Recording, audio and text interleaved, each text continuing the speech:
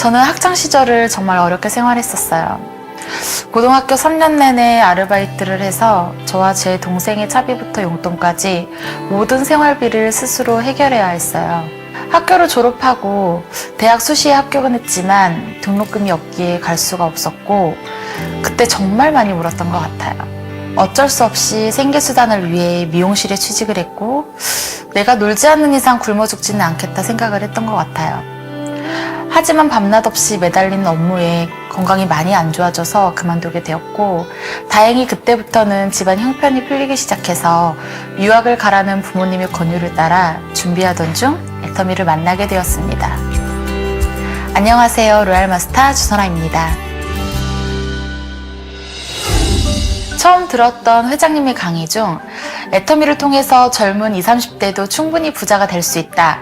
아무것도 없는 서민이 유일하게 부자가 될 수 있는 도구가 애터미다 말씀을 해주셨었는데 그게 마치 제게 말씀하시는 것 같았어요. 유학을 다녀와도 미용업계에서 월 1,000만 원은 꿈의 숫자이고 아무리 인류 디자이너도 쉽게 벌 수 없는 금액이잖아요. 그런데 애터미에서는 내 기술이 뛰어나지 않아도 최선을 다하고 버티면 가능하니까 아직 내 나이가 어린이 믿져야 본전이다. 2, 3년만 투자해보자 싶어 20살 7월 1일에 애터미를 시작했어요. 나이가 어려서 쉽게 그만둘 거다. 돈을 쉽게 벌려고 한다. 부모가 왜 안 말리냐는 등 주변 시선이 곱지 않았고 친구들도 무시를 많이 했어요. 하지만 그럴수록 내가 애터미를 꼭 해야 되는 이유에 대해서 더 생각하고 제 나름대로 성공자의 위치까지 가야겠다는 각오로 주변 시선이 어떠하든 꿋꿋하게 버텼어요. 20살이란 나이 동안 단 한 번도 누군가에게 들어본 적이 없었던 내 인생은 어떤 계획을 가지고 어떻게 살아야 된다라는 회장님의 강의가 내 인생에 대한 길라잡이 역할을 해주셨다고 생각해요. 첫 인생 시나리오를 적었을 땐 터무니없게 적었어요. 하지만 애터미를 하면서 점점 더 현실적으로 바뀌었고 달이 지나고 해가 지날수록 차분하고 정돈된 저만의 인생 시나리오를 갖게 되더라고요.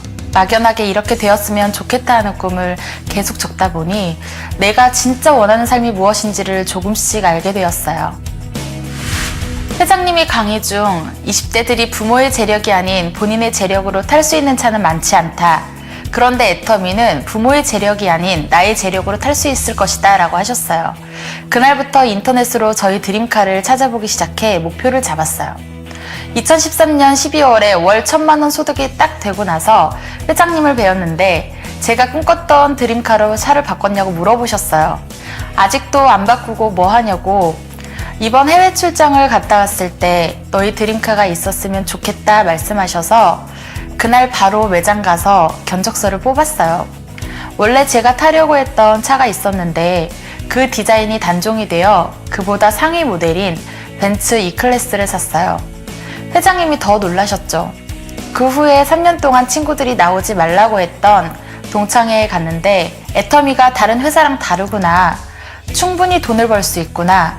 부정적이었던 친구들이 좋게 인식하기 시작했어요.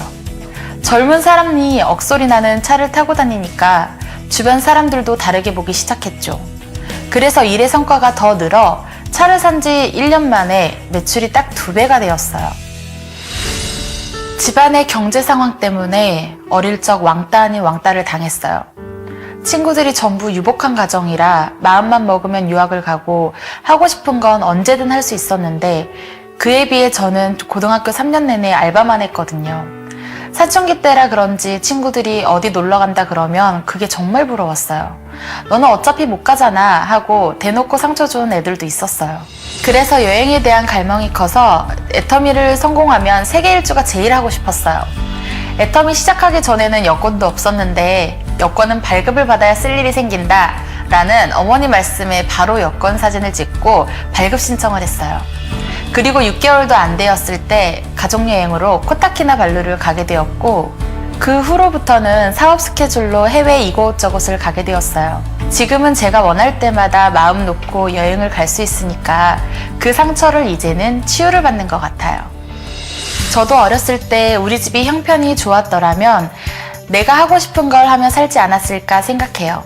그래서 저는 재능은 있지만 경제적인 여건 때문에 꿈을 키우지 못하는 아이들에게 후원자가 되는 새로운 꿈을 꾸고 있어요. 40대 중년층의 나이가 되었을 때는 청소년 장학재단을 지어 재능기부 장학금 후원을 하고 본인 분야에서 성공을 하게 된 아이들을 그 재단에 와서 다시 재능기부를 할 수 있는 그런 곳을 만들고 싶어요. 그렇기에 시간적 여유가 생길 때 경영학을 공부할 생각이에요. 저는 인생 시나리오를 작성할 때 수레바퀴를 삼색펜으로 현재, 3년, 5년을 같이 그려요. 그리고 거기에 맞추려고 굉장히 노력을 많이 해요. 균형 잡힌 삶은 내가 만족하는 삶을 만드는 것이잖아요. 남이 볼 때 저 사람 행복하게 사는구나. 겉으로 보여도 안 그럴 수 있잖아요. 내 마음에서 정말 우러나오는 나는 정말 행복하게 살고 있어. 균형 잡힌 삶을 살고 있어. 이게 중요한 것 같아요. 내가 애터미를 시작한 이유가 결국 내 행복, 내 꿈이라는 부분 때문에 시작을 했잖아요. 힘들 때 그걸 꺼내보고 그래, 내가 시작한 이유는 이거야. 내 꿈은 이거였지. 잊지 않았으면 좋겠어요. 여러분들도 내가 직접 그린 나에게 맞는 길라잡이를 잘 만들었으면 좋겠습니다.